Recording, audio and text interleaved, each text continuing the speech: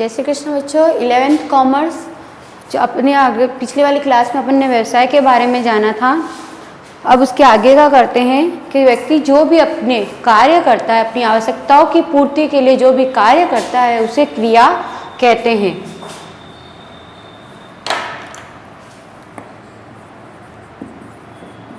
व्यक्ति अपनी आवश्यकताओं की पूर्ति के लिए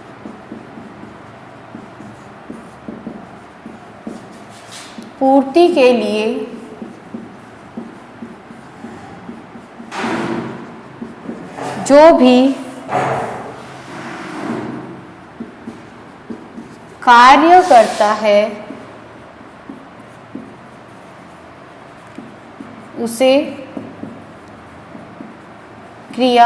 करता है उसे क्रिया कहते हैं।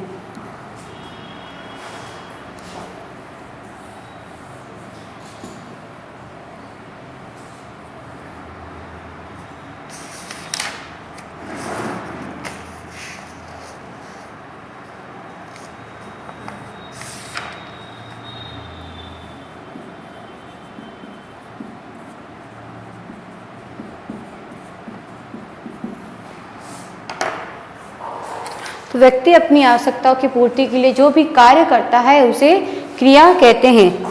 क्रियाओं को दो भागों में बांटा जा सकता है। पहला आर्थिक क्रिया और दूसरी अनार्थिक क्रिया।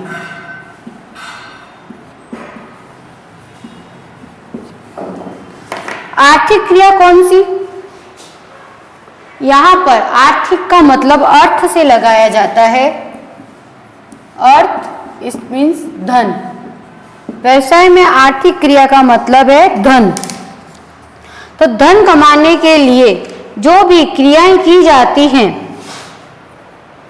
धन कमाने के लिए जो भी क्रियाएं की जाती है वह आर्थिक क्रिया कहलाती है। जैसे किसी व्यक्ति का किसी वस्तु का उत्पादन करना या फिर उसका विक्रय करना, या फिर किसी व्यक्ति का नौकरी करना, मजदूरी करना, वो सब किसके अंतर्गत रखेंगे? आर्थिक क्रिया के अंतर्गत रखेंगे। तो धन कमाने के लिए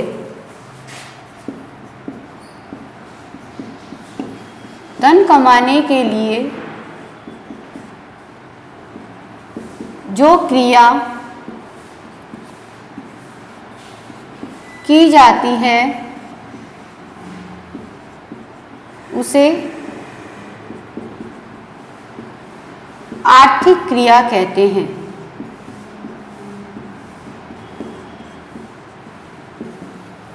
जैसे व्यापार, नौकरी, मजदूरी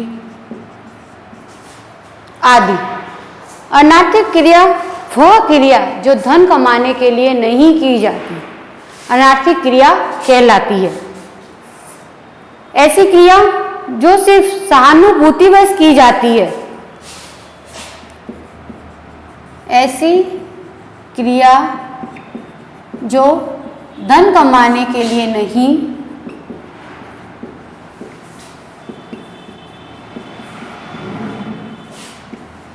बल्कि प्रेम पूर्वक या सहानुभूतिवश की जाती है, अनार्थिक क्रिया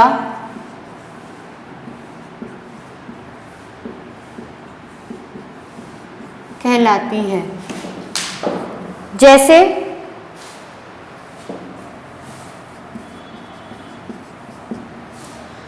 किसी व्यक्ति की मदद करना,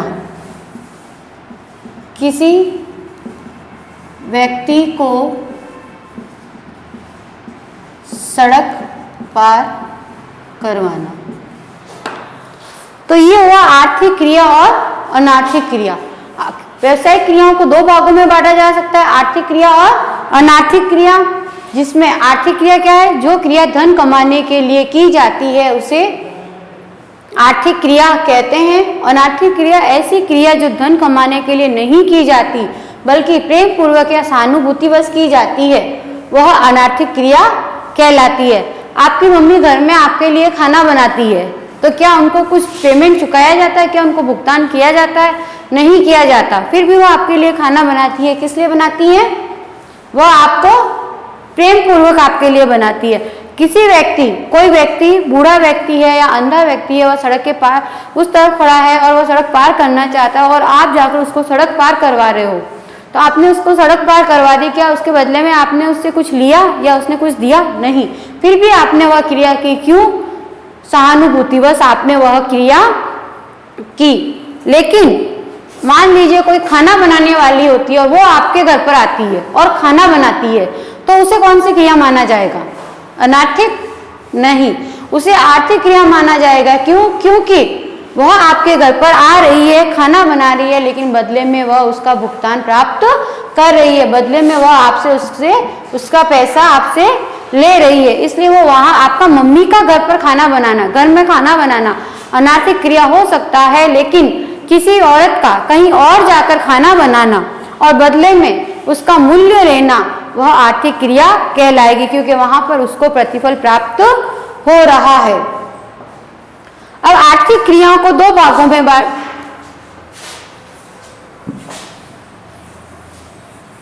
बांटा जा सकता है। व्यावसायिक क्रिया,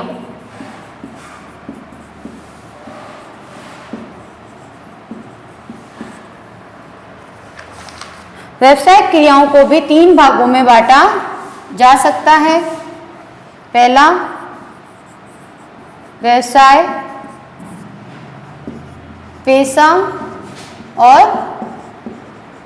रोजगार।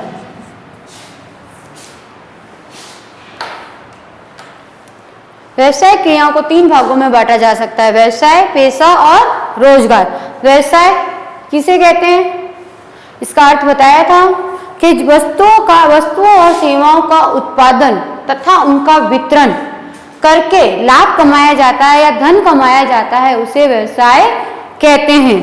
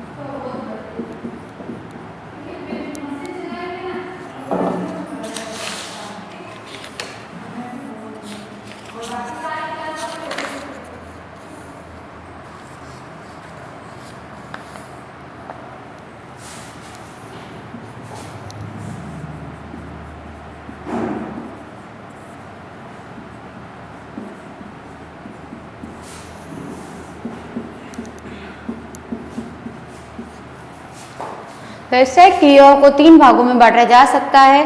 पहला, व्यवसाय या फिर आर्थिक क्रियाओं को।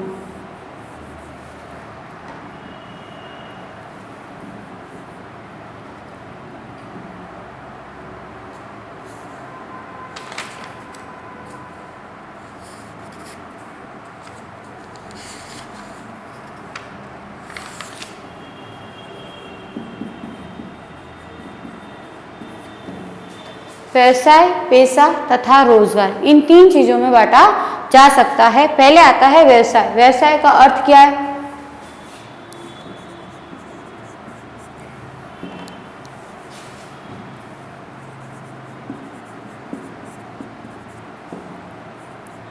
वस्तुओं और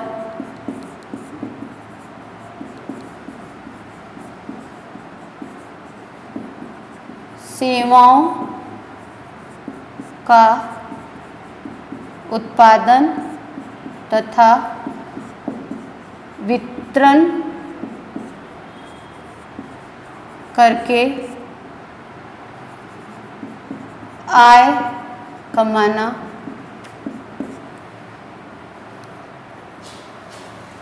व्यवसाय किसे कहते हैं? जहां पर वस्तुओं और सेवाओं का उत्पादन किया जाता है और उनका वितरण किया जाता है और वितरण करके धन कमाया जाता है, यहाँ पर अगर आय लिखते हैं तो आय दूसरे के होगा तो अपन धन कह सकते हैं। धन कमाया जाता है उसे व्यवसाय कहते हैं। पैसा किसे कहते हैं? किसी विशेष क्षेत्र में, किसी विशेष क्षेत्र में योग्यता प्राप्त कर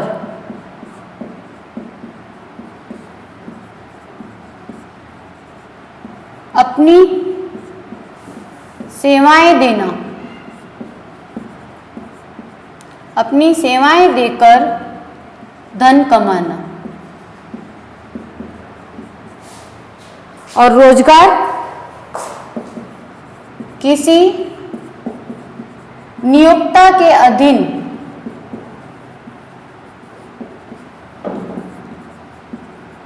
नियुक्त होकर कार्य करना और धन कमाना।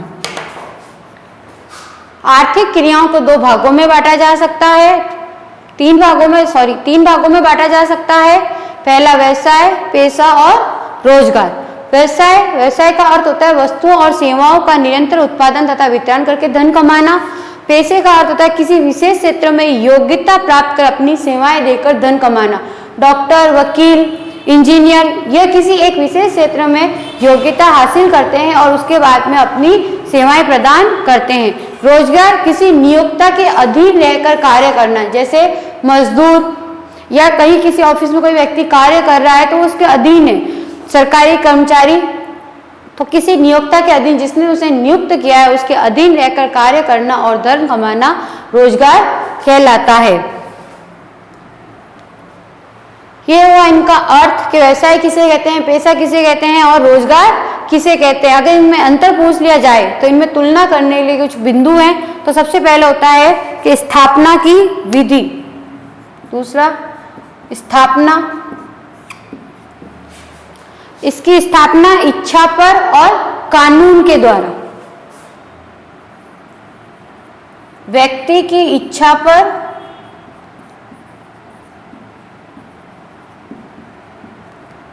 और कानून द्वारा।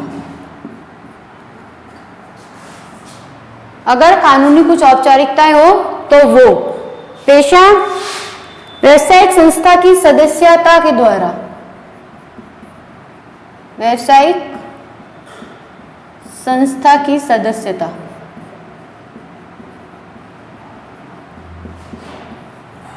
और यह नियुक्ति पत्र के द्वारा।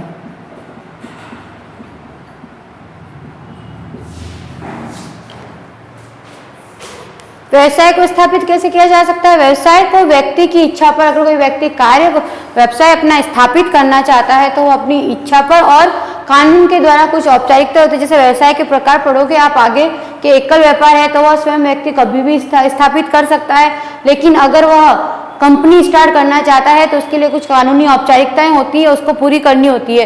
तो अगर व्यवसाय व्यक्ति की इच्छा पर निर्भर करता है और अगर कानूनी औपचारिकताएं हैं, तय की गई है, तो उनको पूरा करके व्यक्ति व्यवसाय स्थापित कर सकता है। और कोई व्यक्ति अगर अपनी सेवाएं देना चाहता है तो सेवाएं देने से पहले वह उस क्षेत्र में योग्यता देने वाली संस्था है, उस संस्था का वह क्या होना चाहिए? सदस्य होना चाहिए। जैसे कि MBBS डॉक्टर है, वह MBBS करता है तो वह मेडिकल और बार काउंसिल का क्या होना चाहिए? सदस्य होना चाहिए। रोजगार कोई भी किसी भी व्यक्ति के द्वारा नियोक्ता कंपनी के द्वारा अगर आपके पास नियुक्ति पत्र है तो उसके द्वारा वह वहां पर नियुक्त किया जा सकता है। फिर आता है कार्य की प्रकृति।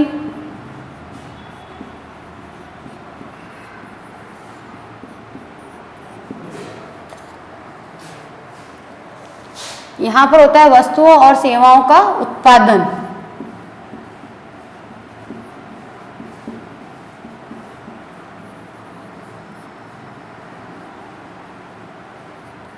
उत्पादन और उनको उपलब्ध करवाना।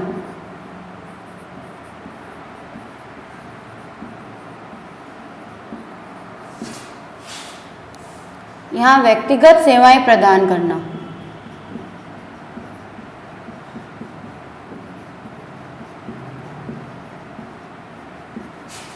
और यहाँ होता है नियोक्ता के जो भी सेवा समझौता हुआ है, कॉन्ट्रैक्ट हुआ है, उसके अनुसार कार्य करना।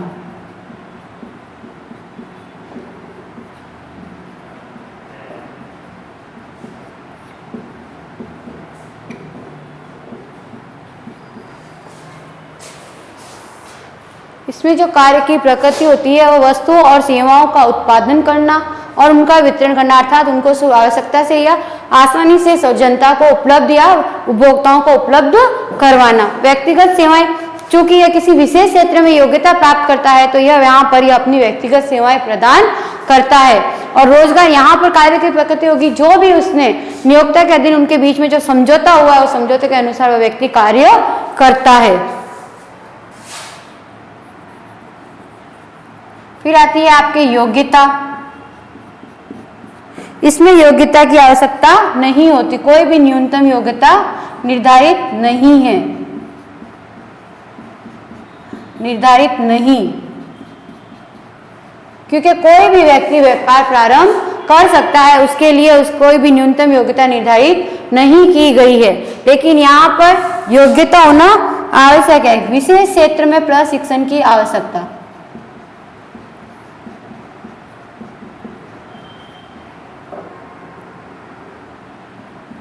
प्रशिक्षण की आवश्यकता और एक डिग्री होनी चाहिए उसके पास, उस क्षेत्र से संबंधित उसके पास डिग्री होनी चाहिए। जैसे अगर डॉक्टर बनता है तो डॉक्टर के पास उसे MBBS की योग्यता होनी चाहिए, उसके पास डॉक्टर की उपाधि होनी चाहिए, तभी वो अपनी व्यक्तिगत सेवाएं दे पाएगा, नहीं तो नहीं दे पाएगा। और इसमें आवश्यक नहीं या तो आवश्यक नहीं या फिर नियोक्ता के अनुसार निर्धारित योग्यता।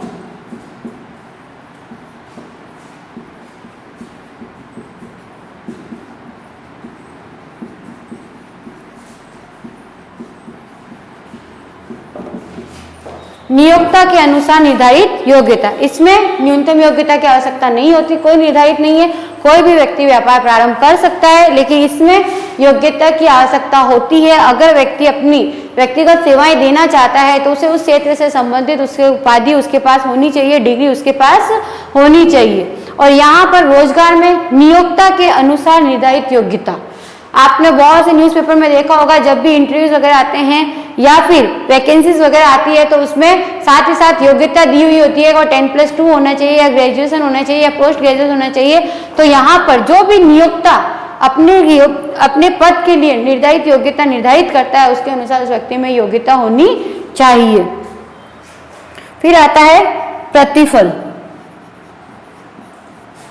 कोई भी व्यक्ति कार्य करता है तो वो बिना प्रतिफल के कार्य नहीं करता, वह चाहता है कि जब वह कार्य कर रहा है तो उस कार्य के बदले में उसे कुछ ना कुछ जरूर प्राप्त हो। तो व्यवसाय भी जब व्यवसाय का निर्माण करता है तो वह व्यवसाय में क्या चाहता है, प्रतिफल की आशा रखता है। लेकिन इन तीनों क्षेत्रों में प्रतिफल को अलग अलग तौर पर कहा जाता है। जैसे यहाँ पर प्रतिफल जो होता है वह लाभ के रूप में होता है। कभी भी व्यवसाय ये नहीं कहता है मैंने इतना धन कमाया है, मैंने इतना क्या व्यापार में इतना धन कमाया, वो हमेशा कहता है मुझे व्यापार में इतना लाभ या हानि हुई है। तो यहाँ पर जो प्रतिफल के लिए जो शब्द यूज करेंगे वह होगा लाभ। पैसे के अंतर्गत जो भी प्रतिफल मिलता है वह फीस के रूप में होता है। जब भी आप डॉक्टर के पास जाते हो तो आप ये नहीं कहते हो डॉक्टर को मैंने इतना लाभ दिया या डॉक्टर को मैंने इतना मूल्य चुकाया, आप क्या कहते हो कि डॉक्टर को मैंने फीस चुकाई या उस डॉक्टर की फीस इतनी है या वकील को फीस इतनी दी। तो यहाँ पर जो प्रतिफल का जो रूप होता है वह फीस के रूप में होता है। रोजगार में वेतन, मजदूरी, अगर किसी नियोक्ता के अधीन कार्य करते हैं तो जो प्रतिफल मिलता है वह वेतन के रूप में प्राप्त होता है। अगर मजदूर है तो वह कहता है मुझे मजदूरी प्राप्त हुई, वह ये नहीं कहता मुझे सैलरी मिली या मुझे तनख्वाह मिली, वो कहता है मुझे मजदूरी प्राप्त हुई। तो यहाँ पर इन तीनों के प्रतिफल अलग अलग है। अगर आप व्यापार करोगे तो वहां पर लाभ शब्द का यूज किया जाएगा। पैसे का अगर आप पैसे का बता रहे हो तो उसमें फीस, और रोजगार है तो वेतन या मजदूरी। फिर आता है पूंजी निवेश।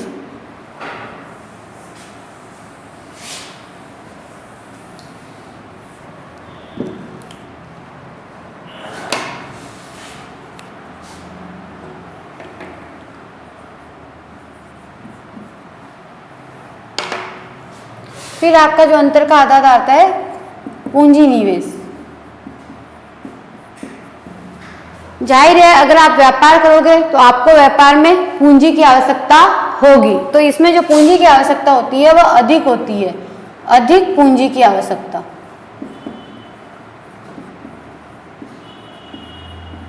क्योंकि व्यवसाय को स्थापित करने के लिए, व्यवसाय को चलाने के लिए पूंजी की आवश्यकता होती है। इसमें स्थापना के समय पूंजी की आवश्यकता होती है। सीमित पूंजी वो भी अधिक मात्रा में नहीं होती है, सीमित मात्रा की पूंजी की मात्रा जो होती है वह सीमित होती है। मतलब वनिस्पत व्यवसाय की तुलना में इसमें कम पूंजी की आवश्यकता होती है और इसमें तो पूंजी की आवश्यकता ही नहीं होती।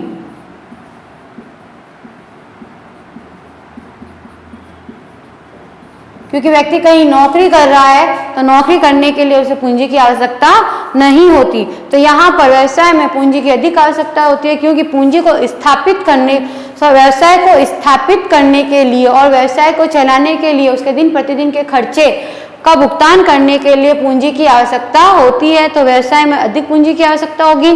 पैसा, इसमें सिर्फ स्थापना के समय सीमित मात्रा में पूंजी की आवश्यकता होती है। और रोजगार, इसमें तो पूंजी की आवश्यकता ही नहीं होती, क्योंकि व्यक्ति किसी और के अधीन रहकर कार्य करता है। फिर आता है जोखिम। इसमें अधिक होता है जोखिम।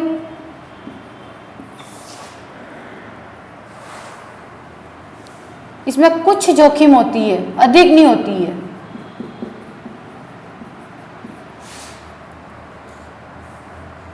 और इसमें जोखिम होती ही नहीं है। क्यों नहीं होती? तो देखो, इसमें जोखिम अधिक, व्यापार को जब स्थापित किया जाता है, व्यापार में लाभ होगा या हानि होगा या कहा नहीं जा सकता। और व्यवसाय जो होता है वो बहुत सी आकस्मिक घटनाओं से घटित प्रभावित होता रहता है। कब क्या हो जाए कहा नहीं जा सकता। जैसे अभी आप ले लीजिए, जो कोरोना चल रहा है, तो इस कोरोना में जो सबसे ज्यादा असर पड़ा है वह व्यवसायों पर पड़ा है, क्योंकि व्यवसाय बंद हो चुके हैं, लोग अधिक खरीदारी नहीं करते हैं। तो इसमें क्या, कब क्या हो जाए कहा नहीं जा सकता। भविष्य जो होता है इसका अनिश्चित होता है, या व्यवसाय जो होता है वो अनिश्चितताओं से भरा होता है। इसमें कब क्या होगा यह आप नहीं कह सकते। तो जो जोखिम होता है वह बहुत ही अधिक मात्रा में होता है। लाभ होने की, आप सोचते हो लाभ होगी, लेकिन वहां पर लाभ होने के साथ क्या बजाय आपको हानि भी हो सकती है। पैसे में फीस आती है, जो प्रतिफल है वो फीस के रूप में मिलती है, तो फीस निश्चित होती है। हाँ, कहीं पर थोड़ी बहुत जोखिम होती है कि किसी ने फीस नहीं चुकाई, या वो तो कुछ बहुत कम मात्रा में, न के बराबर जोखिम विद्यमान होती है। जबकि रोजगार में तो कोई भी जोखिम नहीं होता, क्योंकि आप नियोक्ता के अधीन कार्य करते हो तो आपको सैलरी और वेतन तो मिलेगा ही। तो यहाँ पर कोई भी जोखिम नहीं होता। फिर आता है आपका हित हस्तांतरण।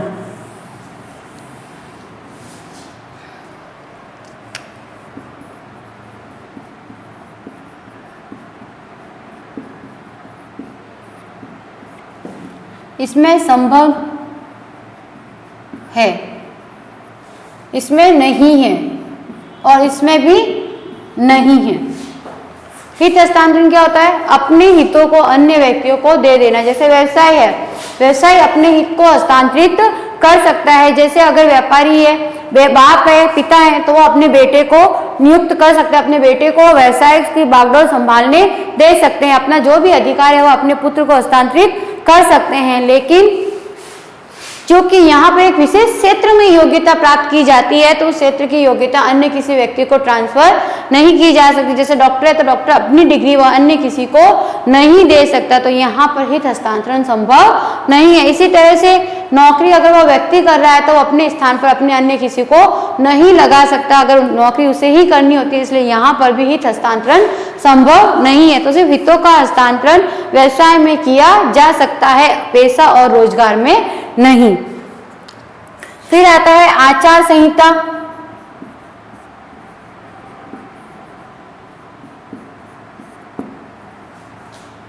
इसमें निर्धारित नहीं है।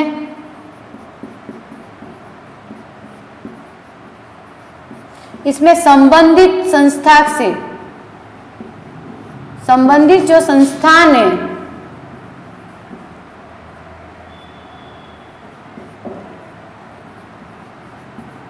उसके नियम की पालना करना आवश्यक है।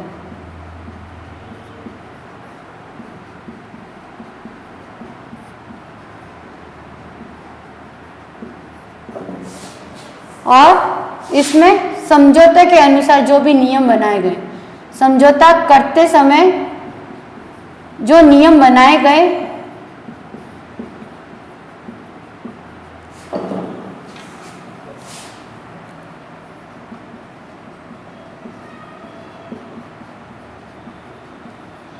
उनकी पालना करना आवश्यक। तो आचार संहिता होती है कि कानून के द्वारा बनाए गए कुछ नियम, तो यहाँ पर निर्धारित नहीं है। आचार संहिता कोई भी निर्धारित नहीं है, क्योंकि व्यवसाय के अलग अलग प्रकार होते हैं, तो किसी के लिए की गई है, किसी के लिए नहीं की गई है। तो यहाँ पर आचार संहिता निर्धारित नहीं है। एक व्यक्ति चाहे जब अपना व्यवसाय प्रारंभ कर सकता है। वो व्यवसाय के अलग अलग रूप हैं, उसमें आप आगे पढ़ोगे। फिर पेशा, इसमें जो भी संबंधित संस्थान है, जैसे कि MBA बताया था प्रबंधक, इसके लिए IAM में इस संस्थान का सदस्य होना आवश्यक है। अगर व्यक्ति इस संस्थान का सदस्य है तो वह ये कार्य कर सकता है।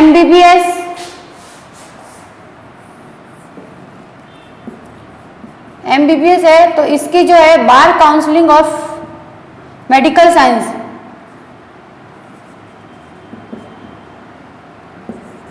मेडिकल बार काउंसलिंग, इसके लिए उसका क्या होना चाहिए, सदस्य होना आवश्यक है। और इससे संबंधित इसके जो नियम बनाए हुए हैं इस संस्था के, इस व्यक्ति को उसकी पालना करना आवश्यक होता है, वह नियमों की अवहेलना नहीं कर सकता। और यहाँ पर रोजगार में समझौता करते समय, जब भी एग्रीमेंट हुआ था, जब आपका कॉन्ट्रैक्ट हुआ था, उस समय जो भी आपके एग्रीमेंट में नियम बनाए गए थे, उन नियमों की पालना के अनुसार आपको कार्य करना होगा। आचार संहिता लागू होती है। ये तो था आपके व्यापार, पेशा तथा रोजगार में तुलना कि व्यापार व्यवसाय क्या होता है, पेशा क्या होता है और रोजगार क्या होता है। अब व्यवसायिक क्रियाएं जो आएगी आपके आगे, उन व्यवसायिक क्रियाओं का भी वर्गीकरण किया गया है। आज के लिए इतना ही है। आप इतना ये देखिए इसको कि व्यापार किसे कहते हैं, पेशा किसे कहते हैं और रोजगार। आगे का व्यवसायिक क्रियाओं का वर्गीकरण अपन आगे वाली क्लास में लेंगे। कितना हुआ?